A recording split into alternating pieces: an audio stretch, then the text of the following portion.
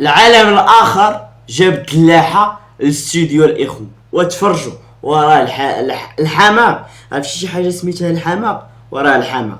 السلام عليكم اعزائي الكرام، اعزائي الكرام. قلت كمان مصطلح انا خطيت لما قلت لي احنا افضل من المغرب، احنا البطوله. هذا اعلام مصري قال لك احنا افضل من المنتخب المغربي.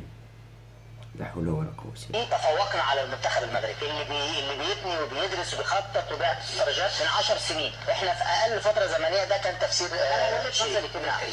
صحيح على فكره. المنتخب المغربي طبعا مفيش شك ان هو عمل. هادو دابا كون داو كاس العالم وكون وصلوا الربع النهائي اللي وصلنا حنا، اش غيديروا؟ راه مازالين حاليا وكيحتفلوا مازال اليوم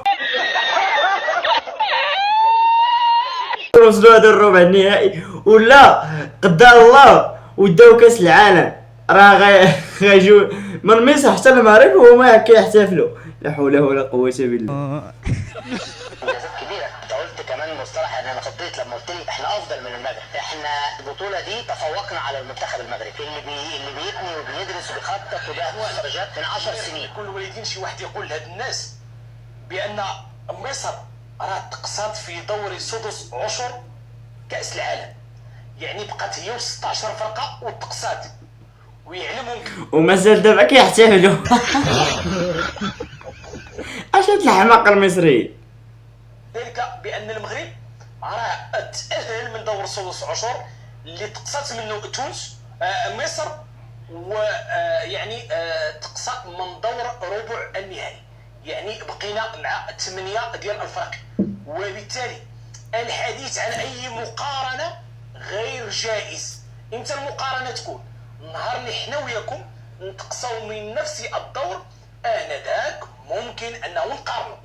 ايوا تماك ملي نكون حنا وياكم تقسينا في واحد النيت في البلاصه وقارنونا واش نتوما احسن ولا انا احسن ولا حنا احسن. غنفوتكم حنا احسن حنا احسن. لكن الان الدخول في المقارنه بين ما لا يقارن لا تجوز نهائيا. ولكن حيد لي الكلام ديال المصريين وحيد لي الكلام ديال المغاربه، ما نتكلموش على هذا الشيء. نمشيو لسيدي الفيفا والتصنيف ديال المنتخبات التي خرجت لحظوظ اللحظه من بلاتي مصر 15 عالميا، المغرب سابع عالميا. يلا في الكرولي 30 عالميا. الترتيب ديال المنتخبات اخواننا الكرام كما كتشوفوا معنا في هذا الطابلو، المغرب حصل على الرتبه السابعه رسميا إيه. في المونديال. الخامس والسادس تحسمات، السابع لينا احنا الى المغرب. اما مصر فقد صنفت في المرتبه 15 كما كتشاهدوا معنا في هذا الطابلو. وبالتالي لا ضروره سيروا تحتفلوا ب7 ايام ديالكم 7 ايام. يعني اليوم السابع وماشي غير 7 ايام، غيحتفلوا شهر اصاحبي، غيحتفلوا شهر. لخروج مصر من المونديال والهزيمه امام المنتخب الارجنتيني. راكم دايرين حفله، دايرين عرس، الله يكمل لكم بخير. انا كمغربي ماشي شغلي.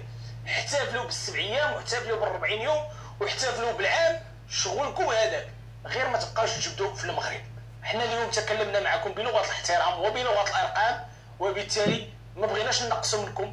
منتخبكم كان زوين، لعب ماتشات زوينه في كاس العالم، وبالتالي فوتوا عليكم المغرب واحد.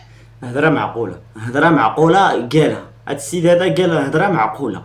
بعدو منا صاحبي، والكرغولي والمصري وبعدو منا صاحبي، بعدو منا. واعطيونا الثقه راه صاحبي. لا حول ولا قوه بالله.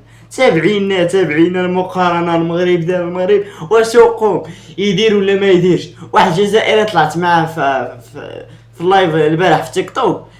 المهم حتى نعاود لكم القصه في واحد الفيديو اخر. المهم نمشيو لفيديو اخر. البطوله هذه غادي تكون نهايه اللي خسر يطفي كونيكسيون شهر. دوري افريقيا وماشي ماشي دوري افريقيا هادي، راه دوري في الفتنه هادي، دوري الحرب هادي. المغرب مع الجزائر، المغرب مع مصر، المغرب مع تونس، المغرب مع موريتانيا. ناري هذا ماشي دوري افريقيا، راه دوري فتنه هذا. اللي خسرت في الكونيكسيون كيما قال الصديق من الاخر، اللي خسرت في الكونيكسيون. الدوري هذا غادي يكون كل عام بدايه 2029 كيفاش غادي تلعب هاد الدوري هذا. المهم الاخوان نشرح لكم بزاف. دابا الاخوان داروا واحد الكاس جديد، المهم حتى يقرب كاس العالم بقات ليه غير واحد عام وغيلعبوا هاد الدوري ديال دوري بطل افريقيا، فهمتوا؟ المهم دخل المهم القاره الافريقيه غادي تكون مقسومه على 6 ديال لي زون، الشمال الجنوب الشرق الغرب، المهم 6 ديال لي زون، كل زون غادي تلعب مع بعضياتها. بالنسبه لشمال افريقيا هادو هما المنتخبات اللي غادي يلعبوا مع بعضياتهم، حرب اخويا. بريطانيا، مصر، الجزائر، ليبيا، تونس. اللي جا الاول في هاد لا زون هادي غادي يلعب مع الاول ديال لي زون الاخرين، دونك يكونوا عندنا 6 المنتخبات غادي يلعبوا مع بعضياتهم، وواحد اللي غادي يدي دوري افريقيا. بغيتو فيديو نشرح فيه بالضبط اون ديتاي شحال من زون كاينه وكل زون شكون هما الفرق اللي فيها وكيفاش غادي يتلعبوا الماتشات، خليوها لي في لي كومونتير نديرها لكم فيديو الجاي. اخوان راه هذا ماشي دوري افريقي، راه دوري الفتنه، دوري الحرب. صافي وجدتوا لينا الحرب، بدات الحرب في سنه 2029، الحرب غتبدا في سنه 2026 او 29. راه ما يمكنش المغرب مع الجزائر، المغرب مع مصر، المغرب مع تونس، المغرب. يعني على المباشر انت تثبت للمواطن الجزائري انه اليوم احمر الدلاع.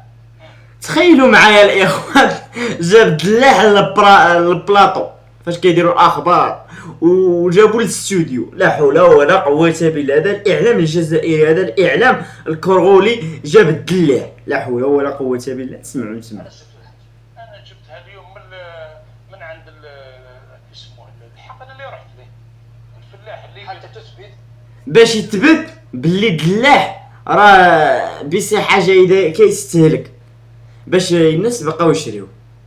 حيت الجزائر الاخوان داروا واحد ما بقاوش كيشريو الدلاح حيت فيه شي تسممات وفيه شي مضرات. المهم شي نقريحه دار لهم شي حاجه عاوتاني. قال لك يا سيدي ها ديها ومانيش نبيع، قال لك مانيش نبيع. يلا الاخوان دابا جابوا دخلوا لذاك الاستوديو وجابوا الدلاح وكيهضروا ومصورين. علاش؟ على الدلاح، علاش؟ على شي حاجه بسيطه يا صاحبي، لا حول ولا قوه بالله. هذا هو الاعلان الكرغولي، هذا هو الاعلان الجزائري الكرغولي، لا حول ولا قوه بالله. هادشي اللي غادي نقول.